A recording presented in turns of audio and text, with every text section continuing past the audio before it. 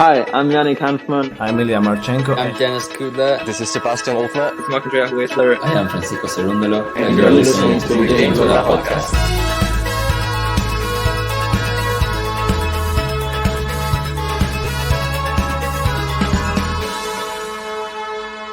Hopefully you enjoy it. Hey, welcome back, tennis fans. It's another episode of The Countdown. That's right. Finally, we're at the US Open stage and we can start counting down to what some might say is the greatest Grand Slam of the year. We've just finished Wimbledon. Carlos Alcaraz won his first Wimbledon championship, and so did Marketa Vondrousova. Are you excited, JG, that we're now heading to America for the hardcourt swing?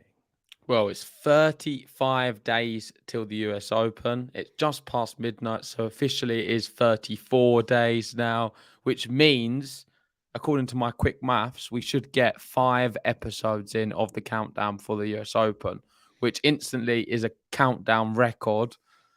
Whether we can do it or not is another matter, but there's plenty to talk about. Straight off, the success of Carlos Alcaraz at Wimbledon. He's defending his crown here at the US Open. We know Iga likes these US courts as well.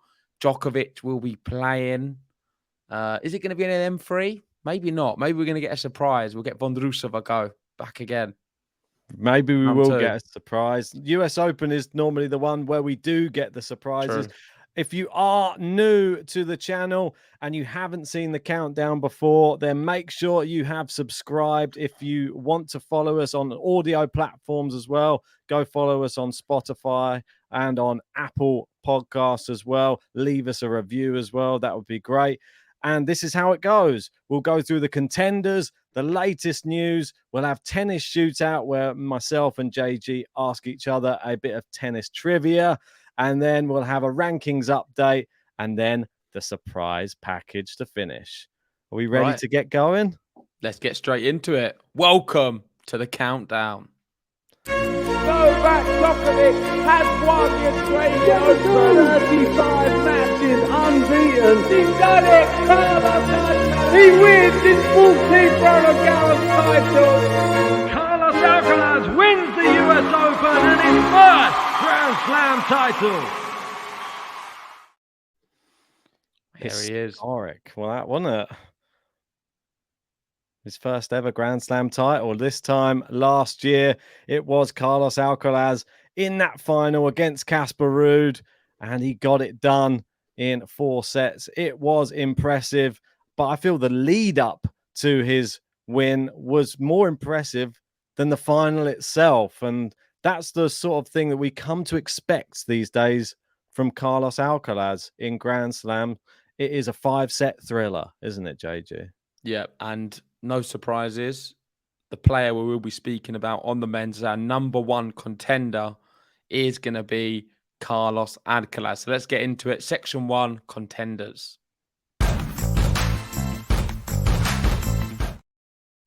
Woohoo. There he is on the image. So Carlos Alcaraz for the men's. On the women's, we've agreed it's going to be Iga, the 2 champions last year. Iga wasn't amazing at Wimbledon, but you'd expect it to be a lot better now. But let's start with Carlos. Can he do what not many players have done before? And that is win back-to-back US Opens. It's really tough. If anyone can do it, Carlos Alcaraz can do it. That's the way my mind is spinning at the moment. And I feel that he's got the whole tennis world in a bit of a spin. The fact that he beat Novak Djokovic, who was undefeated for 10 years on centre court at Wimbledon. Now I think anything's possible for him. I feel he is a great that is going to be around for decades. It's just how many does he win? Not if he wins any more. He's that good, and I'm so excited to see him get back on a tennis court, and especially how he won that US Open last year. It was impressive. There was 3 5-set matches back to back, and I don't think we've ever seen someone do that type of thing at the US Open. Not in my short memory. No. that it just was incredible to see somebody play that amount of time on court and still go on and win the US Open. Well, it was a Sinner one, wasn't it? Before the final, it just took so much out of him. I forget the exact time of it, but I feel like it was close to 5 hours. Crazy long. And he managed to come through that. He 5 then hours, played 18. got even longer. And then he managed to beat TFO, who knocked out Rafa before that. And it was a historic run in which no player has ever won the US Open being on court for that amount of time. I don't think anyone's won a Grand Slam being on that court amount of time. So he's clearly got that stamina level. I know some people were questioning it at Roland Garros, but that was something completely different. I think that was the tension and the nerves of playing Novak Djokovic rather than purely physical. Yeah. But here, I mean, it's probably interesting. Let's go through the odds maybe, because I've not looked at them, but I would put him as favourite to win it. Yeah. I feel that that's going to be the case for a lot of things going forward now for Carlos Alcaraz. He's just pipping Novak Djokovic, and I feel it's going to be those two probably at the top of the tree, unless Rafa comes back to challenge in maybe the Roland Garros. There's only going to be those two at the top of all of these odds for slams. Well, I disagree there slightly, because I think the US Open, probably more so than any of the other slams, I feel Daniel Medvedev has to be considered. Yeah. Like, strongly. Like, he has the ability to beat certainly Novak Djokovic. I don't know about Alcaraz, because it doesn't look like he can beat him at the moment at all. I don't think it matters what surface. Yeah. Alcaraz seems to have his number, and he did beat him on a hard court in a final. What was it? What Masters was it? It was definitely a Masters. Yeah. I know that court does play a lot different to most hard courts, and Medvedev wasn't a fan of it. But I believe Daniel Medvedev has the ability at a US Open to beat Djokovic. He's shown it in a Grand Slam final here not too long ago, and I will put him as a real contender as well. But let's focus on Carlos. I'm glad he is the favourite, because I think that's correct. I would have made him probably more of a favourite than what the bookies have, though. I think they're always shying close to Djokovic being the favourite on any slam these days. But the fact that he beat him at Wimbledon, I feel that it gives him a slight mental edge at the moment now over Novak Djokovic. And that's crazy to think. Coming into Wimbledon, I wouldn't have felt that way at all. Even coming into the final, I didn't feel that way at all. But beating Djokovic in 5 sets, and that's where Djokovic excels. You've got to remember that. It's not just the fact that he beat him in the Wimbledon final. It's the fact he beat him in 5 sets, which is Djokovic's realm, really. You go to 5 sets, that's where Djokovic will beat you. He'll take your legs, he'll take your soul. Well, you look at Carlos Alcaraz last year, he'll take your legs and he'll take your soul as well. 3 times back to back in 5-set matches. I just remember the drama of it all, though. It was so dramatic that every match, the Cilic match was dramatic. And we thought, wow, he's gone. That was with somebody who was a US Open champion. You got to think that's what started it off. The Sinner one was match of the year. I mean, it was just incredible, the level. And you just thought, oh, Sinner, so unlucky to come up against Carlos Alcaraz. And the TFO one, he's playing against an American who was trying to become... No, he was the first. He's trying to become the first American since Andy Roddick to get to the final. I think it was like 2008 or something like that. The whole crowd was against him, but still, he wins them all over with just this incredible desire and just gets around the court so quick. And you can't help but love it. And I remember TFO, the embrace they shared at the end of that one. It was something I'll never forget. Yeah, them matches were better than the final. Rude never really stood a chance, and that's the way it played out in the end. But all in all, Alcaraz, we've seen what he was able to do last year at the US Open. I think he's a better player now this year. He's won another slam. He's got confidence after beating Djokovic in a Grand Slam final. I mean, the kid can be dangerous beyond belief. He could win the whole thing without dropping a set. I don't want to get too carried away, but he's clearly got that aura about him at the moment. Yes. I don't think he will do. I think he is going to really struggle in certain rounds, though. But that's just more my prediction in terms of I just feel that could happen. Well, the one interesting thing coming into the US Open as well for him is last year, if you remember, he didn't do too well. Between like Wimbledon and US Open, he had a terrible, well, I say terrible run. Yeah, it's for because him. did he not become world number one He, at one point? at Or was that one point, afterwards? But I remember when he became world number one, he it was just after really US struggled. Open. It was he became world, but then he struggled after that. But It was even worse after the US Open. But before, look, this was his run. He lost to Sinner in Umag on the clay. He lost in the first round at Montreal to Tommy Paul. Then he lost to Cam Norrie in Cincinnati. And then he went and won the US Open. So it just goes to show it didn't make any difference. That was him coming in on bad form. If he does well in the tournaments before the US Open this time, God forbid, what we're going to see. Is this going to change from 5-set matches to all 3-set matches? Well, I think we will know. see a few more straight set ones for sure. Scary. But yeah, do you agree then with me that he is the number one contender for the US Open? Yeah, I do. Yeah, I think he's. And for the women, do you agree with me with Iga being number one contender?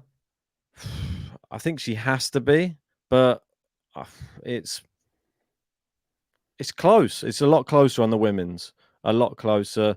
I feel that Djokovic and Alcaraz, and I'd like you said, Medvedev, he has to be considered, but Alcaraz, the clear favorite contender for me on the men's side. Right, let's look at the women's. Right, and maybe we'll go with the odds first. Okay, I'm let's go fascinated to see where Iga is. So Iga is favorite, 3.5. Saba second, Rybakina third. Of course, the big three always there. Garcia, they fancy quite a lot here. Yeah. She's got the same odds as Jabeur. Makes sense. You'd expect her to play very well on the hard courts. Coco Gauff down there in 6th. Pegula just below Coco Gauff. Pegula will probably get to a semi if she has a good run. That's it. No Sakkari in here. What's going on? She's not. Was she down There's there? Mirandreva. She's 20-1. Wow. That's so high. That surprises me. They're throwing a lot of pressure on her. They think that she's going to do a Raducanu, I think, and they don't want to get burned by people backing her at hundreds to one. So they're putting her at 20s just to save themselves, I feel. Well, I did say at Wimbledon, we won't get one of them big three win Wimbledon. I was pretty sure about it at the time. Of course, it didn't happen. They didn't even get to the final. Do I feel the same way about this one? Not so much. I feel we'll get one of them in the final this time. But of course, this is early days. This is 5 weeks before. I need to have a look at the draw. But this is just my early feeling and sentiment this year. Yeah, I'm excited to see Iga come back to defend her title at the US Open as well. That was her first hardcourt slam title. And she didn't even have that great a tournament. I know that people will probably jump in the comments and say, stop going on about it. She still wiped the floor with everyone. But she has such high standards that it wasn't like a pretty win. Yeah, but do you not feel like last year's US Open, there wasn't really many competitors? I don't want to be disrespectful, but I just wasn't optimistic about anyone or anyone's form. Saba was the main one, I thought. Yeah, but Sabalenka even then wasn't like she was this year. She's so much better in 2023 than what she was last year. Pegula's pretty much the same, just rolls over against anyone good.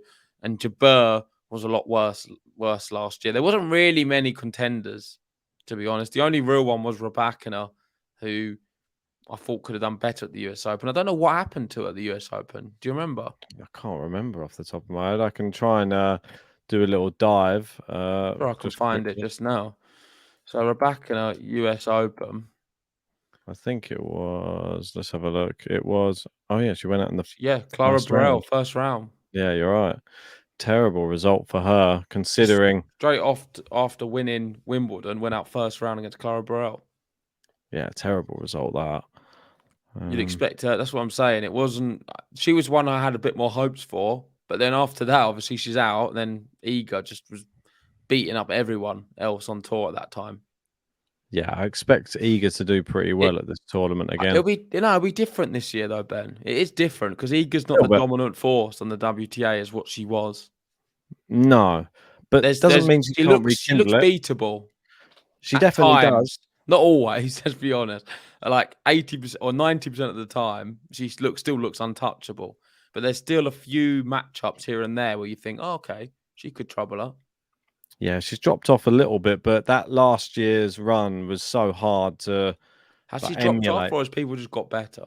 Oh, I feel that the tour definitely caught up. That's the one thing before we came on. I was just watching that Breakpoint episode with her at the US Open and her talking about being number one and the pressure really of everybody chasing her the whole time. Everybody wants to beat her every single match. I know that you could say that for any match against anybody. Oh, I want to beat them, but she had a target on her back essentially that she was the one. If you beat her, it's like winning a tournament almost last year. Like Elisa Cornet, remember at Wimbledon, she was so ecstatic about just beating and ending Iga's run. I think she lost focus on the actual tournament itself. She lost the next round. She didn't even. I feel that was the achievement for her. She didn't look past that. So that's how big it was beating Iga last year. She has, I don't know, a little more tendency to lose focus, I'd say, this year in some matches. And that's my only worry for her because other people are sort of catching up. And like you said, Sabalenka, she's having a lot better year this year. Definitely. Will Well, it's hard to this not be argue she's hers? been the best player this year. Yeah. Wimbledon, slightly disappointing the way she went out. But all in all, I agree. Iga is the number one contender, and she's still the one to beat here for me at the US Open. Yeah, indeed. And as you can see there, obviously, the last time we saw her was against Svitolina, and she lost in the quarterfinals of Wimbledon. But that one, it was just a bit of a storybook run from Svitolina. And I still feel that Iga needs to find her feet a little bit more at Wimbledon. Right, let's move on to the next segment. We've done contenders. Next up, is it latest news? It is indeed. Right, this is my section where I come into my own. Woo-hoo. Head to Twitter. Is it still called Twitter or is it called X now? I'm not sure. I'm still a bit triggered that we've lost the little bird and we've got that X in the top left-hand corner. What do you make of the X? I don't like it as much. It doesn't really bother me that much, but I don't on Twitter as much as what you're. Is it still called Twitter? I don't know, or is it called X now? I don't know. I feel like it's, do you know, with Facebook, it's Meta and Google's Alphabet. You don't say, "Oh, I'm just going to go on Alphabet and just have a look at something." You go on Google, or I'm on Facebook. Who says, "Oh, I'm just going to go on Meta, just have a chat on Meta." The metaverse. That's what you got. Maybe that's what he's teeing up for. Maybe he's going to challenge the metaverse with the X-verse or whatever. I don't know. Mad. You can't even see the little X. That's Is that good. because you're overlay? Yeah, that's good. Just keep it off he's there. got rid of it. Apparently, it's going to be called an XE rather than a tweet. That's trending in the United Kingdom at the moment. What? XE. XE? Well, can you not see it there? Look.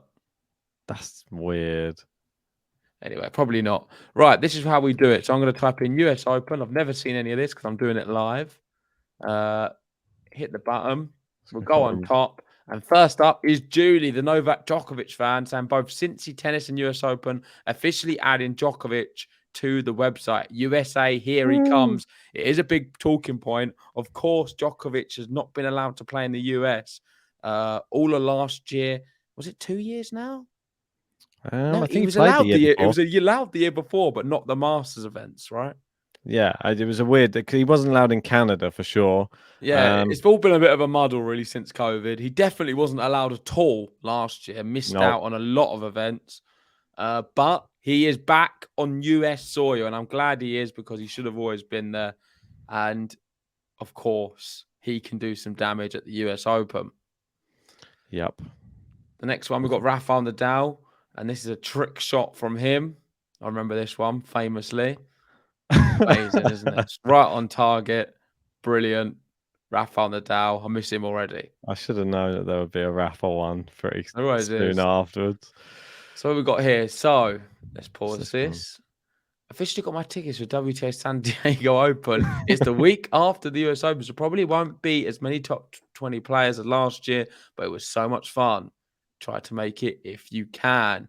So have you been watching much of San Diego?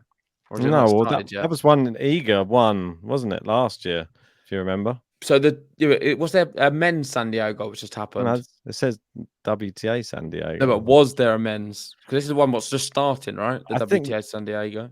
No, he's talking about it's after the US Open. It's the week after. I'm talking about the San Diego Open, Ben. What, the It's men's not one? started yet. I don't believe so. I've not seen anything. Look, officially got my ticket for. It's the week after. Oh, sorry, it's the week after the US Open. So Sorry, I'm I reading. understand now. I'm reading the news. I thought it was the one before, but what's the one they're playing at the moment? Well, they're playing Atlanta, I think. Is that Okay. the one you're after? No, I was thinking Newport, but that's on grass. Something completely That's already different. been and gone, Newport, mate. Newport's been and gone. So let's move on from this one. Not much to say. He looks very happy though. Cheers for that news. Is this fun? So taking it back to 1973, it's 50 years since the US Open announced equal prize money thanks to negotiations led by WTA founder Billie Jean King and a $55,000 injection of funds from Band Deodorant, a subsidiary of Bristol Myers. Do you want to talk about that? Interesting. Like, Equal prize money. Oh, I thought you were going to talk about the Band Deodorant. Yeah, I mean, it's great. Great that Billie Jean King, better Should person. there be equal prize money? Yeah, I think so. I think that I feel that Why? on these. Why should it be equal prize money? Should it not be dependent on how many people watch the sport? So, for example, if more people are watching the women's, they should get paid more than the men's. Why don't they just do a percentage split? For example, the year Raducanu and Leylah Fernandez won the US Open. Yeah. For me, that was more exciting. That the women's US Open than the men's. So I think that year they should have maybe got a 70-30 split. There is a tricky and a divisive question, this one, because I don't think it should be. Why don't they just do it based off numbers, of stats, of how much money is being generated, how many people are watching, the sponsors, and then whatever that is, divvy it up and say, all right, it's about 60%. Because then it's going to go down to who has the longer match and the more exciting match, and then you'll say, well, men can only play 5-set matches and women only play 3-set matches, so there'll be longer matches and they'll have longer viewing audience, more adverts in their matches, so they get more money because the matches are longer as well. I don't know. It's a very difficult one, but then obviously Rafa's been asked this question as well, and we know his answer to that one. He came out with, and they were saying about men getting paid more, wasn't there? And he said, well, no one's questioning the female models and how they get paid. So let's not question the male tennis players, pretty much. So I don't know. It's one of those things which is always going to be up in the air, but you do always have to look towards, like, where is the most interest going to be? And like, I don't know, if you go to other sports, this is probably one of the most fair sports that there is around, because if you go to like football or soccer in the US, the interest just isn't there for the women's, and for them to want equal pay to the men's, it's just not going to happen. You're not going to get the advertising, you're not going to get the bums on seats. The women aren't going out to watch it as well, which affects it, which is the one thing tennis does have, which is great, which is both men and women go to watch tennis no matter who's playing, which is great. Yeah, I think the level's so high for women's tennis as well that I was only playing devil's advocate, really. I know. I'm quite happy it's equal. I think that is the right way of doing it, because it's difficult to come to any other solution. Yeah, definitely. Congrats to 2016 US Open girls champ Kayla Day on entering the top 100 of the WTA rankings for the first time. Won her ITF title in Granby. Is she one to watch, Kayla Day? Definitely. Yeah, in the US, you've got to look out for any American player that's playing well. Yeah, I'll be keeping an eye out for her for sure. Last one. Going to the US Open this year, hopefully can catch the GOAT, Novak Djokovic. Will be my first major tennis tournament in person. Going to watch a challenger next month at Stanford. This is actually quite interesting, and I'm glad it came up, because I want to speak about Djokovic fans and how they're feeling going into the US Open. We've got a lot of Djokovic fans who watch us, a lot of subscribers who are real diehard Djokovic fans. Shout out to you guys. We know it must be a difficult time after what happened at the US at Wimbledon. But how are they feeling about this? I want to know what you think their attitude is. Do you feel they're still, because going into Wimbledon, there was a level of confidence where they felt very self-assured that no one was Untouchable. really, it was a very feeling of untouchability. That's not going to be the case right now, is it? Well, I'll tell you from first hand, I was going in super confident, but right now I can be open and honest. Yeah, it scares me.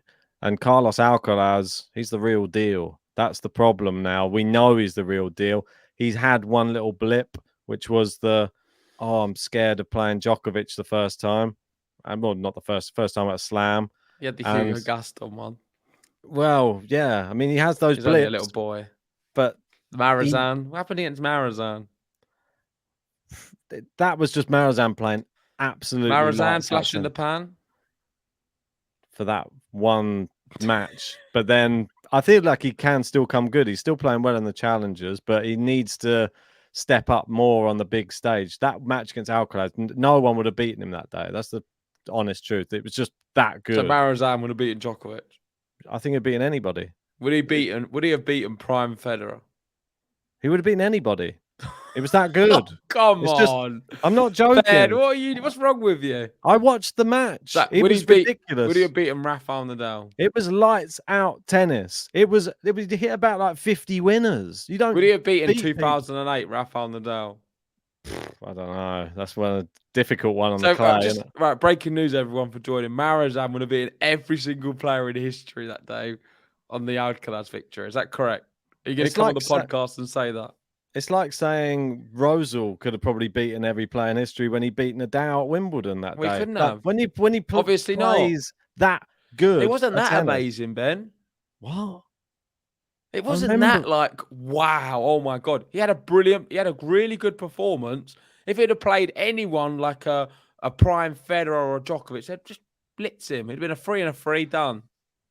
Maybe just because of the mental of who's on the other end. But the fact that he had a young player at the other end probably helped him. That's the thing. When you play the bigger players, the bigger names, it does make it more difficult for these up-and-coming players. So that side of things, yes. But if it was just another professional down the other end, I feel like if you played that level of tennis, it's just difficult. Right. Well, we started with me asking you about Novak Djokovic, and we ended with Ben saying Fabian Marazan is the greatest of all time. The GOAT. Marazan, the GOAT. T-shirts coming soon. Yeah. So let's move on away from latest news. As you've heard, Marazan, greatest player of all time, probably will win the US Open as well. And let's move on to my favorite segment, tennis shootout.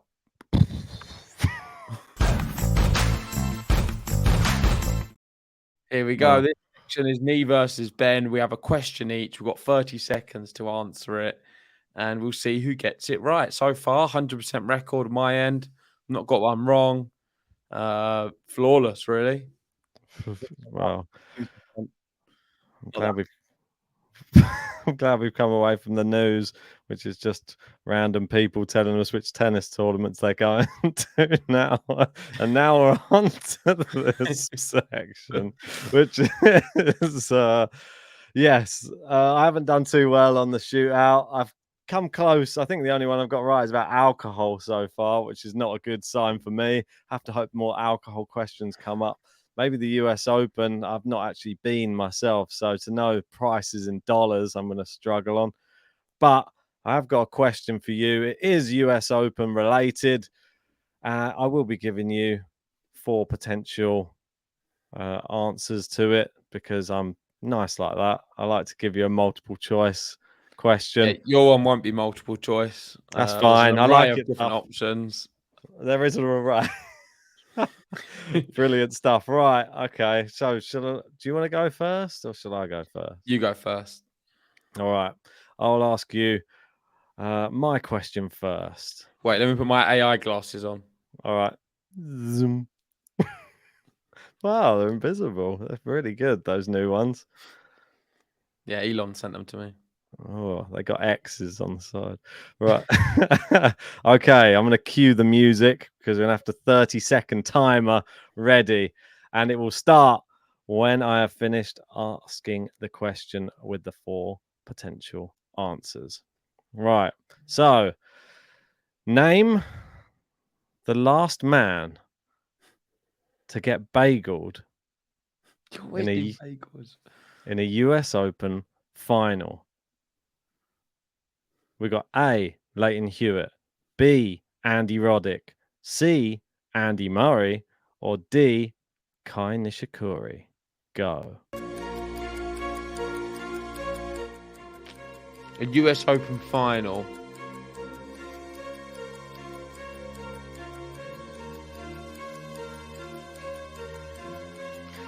I'm instantly drawn to an Andy. Not sure which one.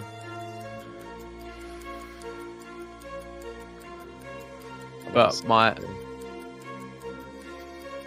think I'm going to get this one wrong. I'm going to have to go off my gut instincts. My gut instincts have always been quite good, and that is Andy Roddick, final answer. It's wrong. I can tell by your face. Great. Well, I'm not a good poker player, me. No. Oh, we're going again. We're starting over. Right. I can confirm Andy Roddick was locked in, and I can confirm that is the wrong answer. What was the correct one? The correct answer was Leighton Hewitt. Answer A. That was in the 2004 final against Roger Federer, where he got 2 bagels. In fact, he got 6-love, 7-6, 6-love. Oh, well, got that terribly wrong. That's fine. Shout out to anyone who got it right at home. Yeah. And let's move on to Ben's question. So, great. For those who don't know, all of Ben's questions I have given him on the countdown have some kind of relation to him. We've asked Ben questions, we've asked alcohol questions, we've asked logo questions because he's a creative genius. This one is going to be about his weak spot. So for those who don't know, Ben has a massive, massive admiration for this player. It was his favorite player to ever play the US Open. He made songs. He just went overboard and he was obsessed with her. You know who I'm talking about, everyone at home. Of course, it is Emma Raducanu. So my question to Ben is about Raducanu because he's such a big fan. I'm a massive fan. So, you ready? Go on. Far away. A few years ago, Ben, Raducanu won the US Open. You made a song. Yeah. And you was over the moon. You would come on, you was the podcast. Oh, she's going to win everything. She's the greatest player we've ever seen. My question to you was, or is, where's the sound? Are you going to press it or me? I can press it, yeah, if you want. Okay. My question to you is, what ranking was Raducanu when she entered the US Open in which she won? Go. She went through the qualifying, but what ranking was she? This is a tough one. I think it was 180. I think it's around that type of thing. I think she was at Wimbledon. She was about 300, and then she managed to go to round 4. And then I think it was around 180 in the world or something like that. I'm going to go with that. I'm going to stick with around that 178. I'll go with 178 is the final. Just throwing it. I don't know why I went down 2 for some reason. I just thought I'd throw it out. So Raducanu was ranked 150 in the world and had to play 3 matches in the qualifying tournament to get into the main draw. So she was even better than you thought, Ben. I think with multiple choice, I would have got that one, but never mind. She probably would have been around 178 before that challenger in which she got to the final. Was it against Townsend? Yeah, that was a close one as well. She nearly won that. There's a few extra points there for her. Well, when she's come 50. She's gone to the Murray Academy now, and now she's got metal wrists, metal ankles. She's going to come back like a robotic Andy Murray, and she's going to maybe win the US Open again sometime soon. Who knows? I can't wait to see it. Yeah, well, there we go. Ben's Emma Raducanu question. He's got it wrong. Brings his percentage down to 14%. Anyway, let's move on. That is tennis shootout. We both failed miserably. Hopefully someone else got it right at home. Let's talk about the rankings.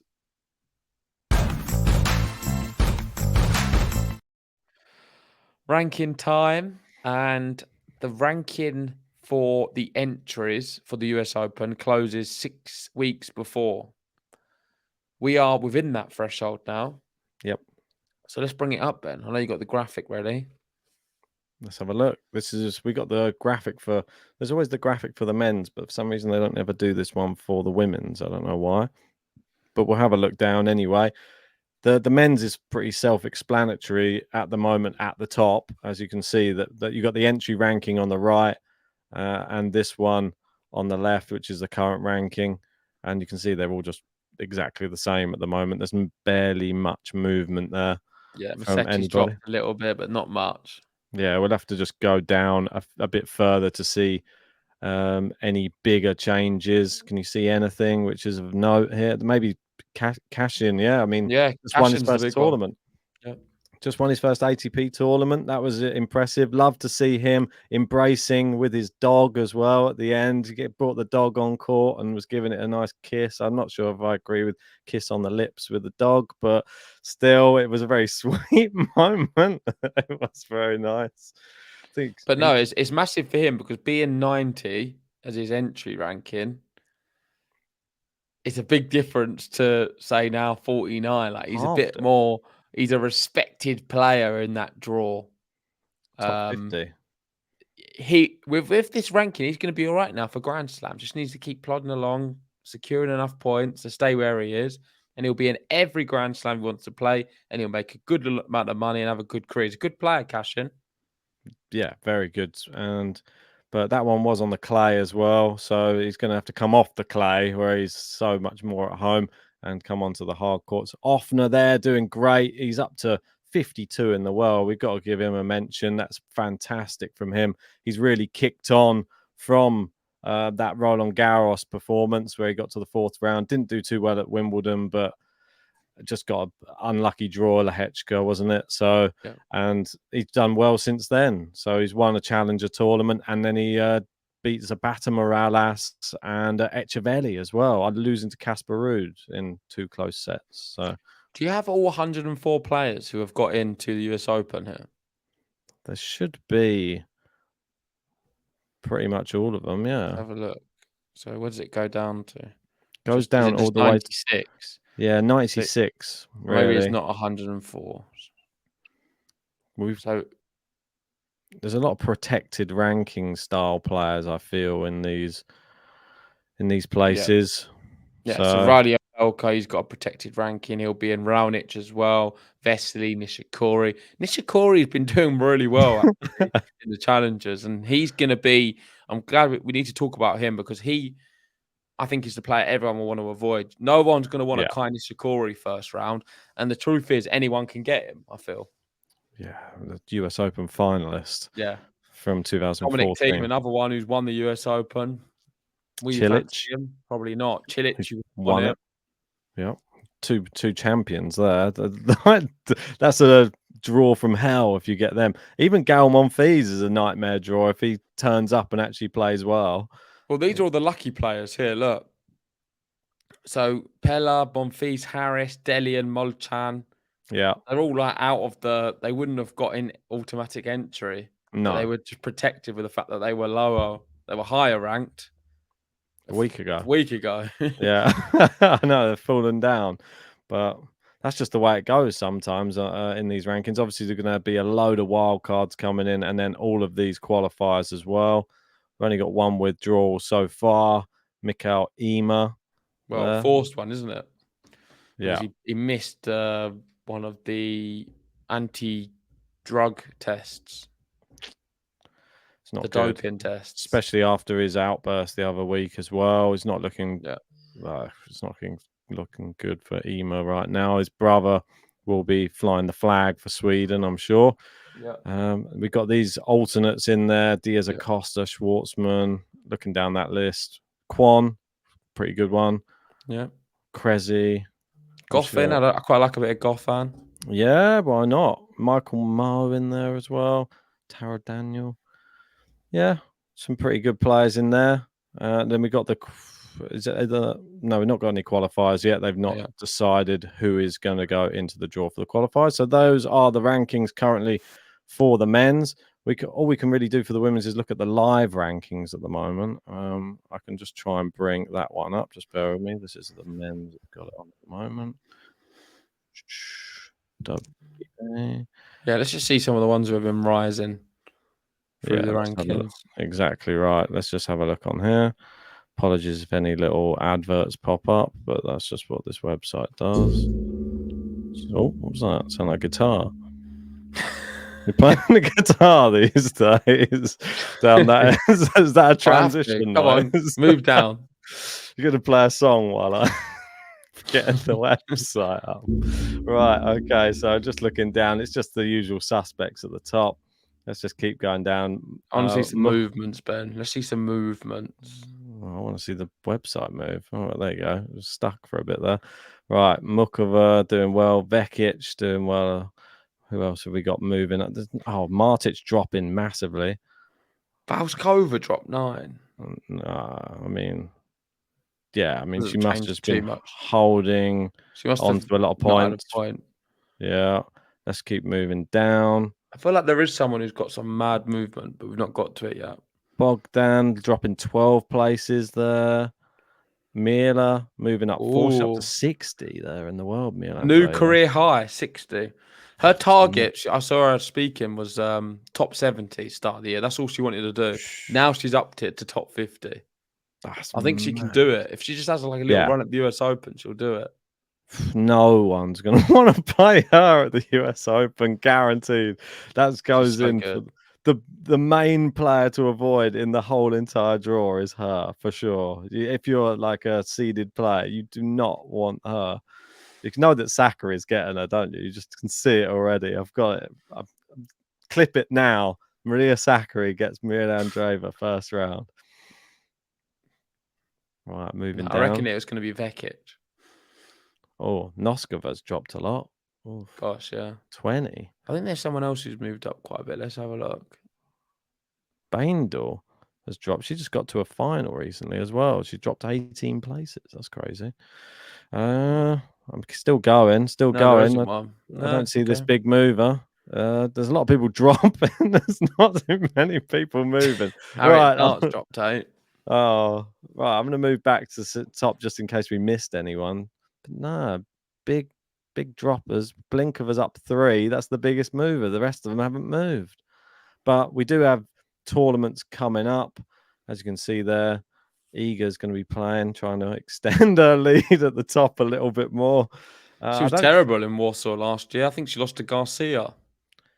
Yeah, she did. She lost. Isn't it a clay court? Yeah, it is. As well. Yeah, you're right. Something interesting also about Iga that she's going at the moment to try and equal. I think it's like a record for weeks at number 1. She's 3 weeks away from equaling the 10th of all time, which is Caroline Wozniacki at 71 weeks. So, but I don't think Sabalenka is going to play in Canada. So she may just get it by default. So she may just, and then she just has to just. Oh, she's not going to just. She might not play. I think I've read some reports that Sabalenka may not play the Canadian Open, but probably be playing the next tournament. But it's difficult to play all those tournaments in the lead up to the US Open. But don't take that for verbatim. That's just something I just read through Twitter when they were talking about the Iga record. Maybe she'll be able to get to 71 without even having to hit a tennis ball. But I'm sure she'll be able to maintain it anyway. Okay, so let's move on to the final section. Yeah. And this one is the surprise package. Ooh. So we'll player on the men's, a player on the women's, every episode. Then we'll make sure they're all saved down. And Ben work out some point system to see who did better with their surprise packages. And this is something we'll always speak about as well on all the watch-alongs, on a lot of podcasts during the US Open. So Yeah. a lot of pressure and getting some good names. We'll start with the men's. Of course, it can't be one of the contenders. It needs to be a surprise, someone outside the top 10, right? Yeah, that's what makes it makes this one slightly different to the other ones that we did on the countdown, because there's more scope for the movement before the tournament starts. But we will just take it as of when we pick it. So the live rankings as of this day. If they move into the top 10, that's just a good pick from whoever picked it, I guess. And then they maybe have just performed well before the US Open. But we can't be playing games and just going, no, they can't have it now, and then just taking it away. So we'll just go from what they are at the moment. I haven't even thought about it, so I'm going to be going on the spot for these ones, as we tend to do. Do you want to go women's first, as we're already looking at the women's? Yeah. Oh, I said men's first, but Oh, you want to go men's first? Okay, no, that's fine. We can go men's first. All right, so it's going to be... I feel like there's going to be some similar names that we just end up picking, like for a lot of these surprise packages. This is the problem with some of these. Okay, well, I'm going to go for my one first, and it's going to be Christopher Eubanks. Oh, no, I don't know. It's not really a surprise, is it? I like to say I'm shocked, but I'm not shocked at all. Christopher Eubanks is going to be my number one surprise package. He just lit up Wimbledon. He's a quality player in the US. Can he do it again? I really hope so. Just want a deep run from Christopher. Come on. Well, he's managed to get into the Canadian Open at the expense of Novak Djokovic. Djokovic dropped out, Eubanks in. So maybe he'll be pushing himself up the rankings before he even gets to the US Open. He's definitely got a lot of fans. He's earned a fan in you, and definitely he's won my admiration as well, come the end of Wimbledon, as I eventually got to see him play. I'm going for somebody you're going to be like, oh, that's just like so... It's going to be you. boring. I know it. It's going to be So number 11, isn't it? How did you know? I'm going for Mr. Missed Wimbledon, Mr. Kalen Khachanov. He got to the semi-finals, didn't he?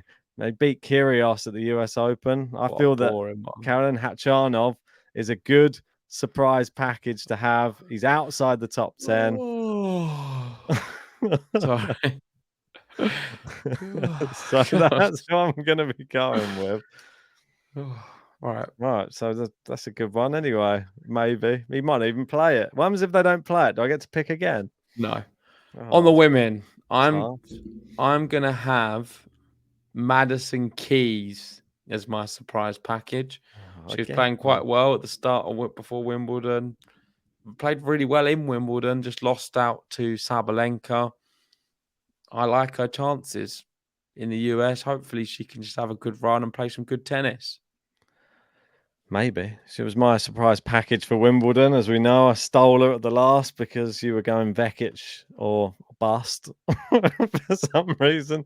I'm going to be going Mira Andreeva.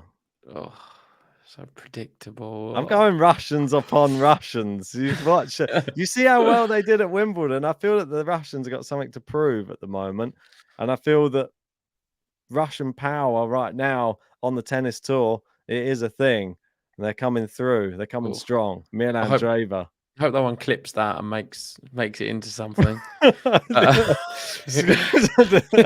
You're gonna get in a bit of trouble there, Ben. That's it. They're going to post me with some Russian flag behind me or something. I don't know what they're going to do. Terrible. You would have been annoyed because I was very close to picking Leylah Fernandez, but I'm not going to. Maybe that'll be next week's episode. Maybe it will. I think you've lost a bit of confidence in her these days. So it's finally still better than Raducanu. And I think we'll end on that note, since this is the US Open. Leylah Fernandez, better player than Raducanu. We all know it. And thank you. Better player than an injured Raducanu. Thank you, everyone, for joining us on the countdown. This is episode 1. We'll see you next Monday, hopefully a little bit earlier, for episode 2 of the countdown to the US Open. We'll see you guys very soon.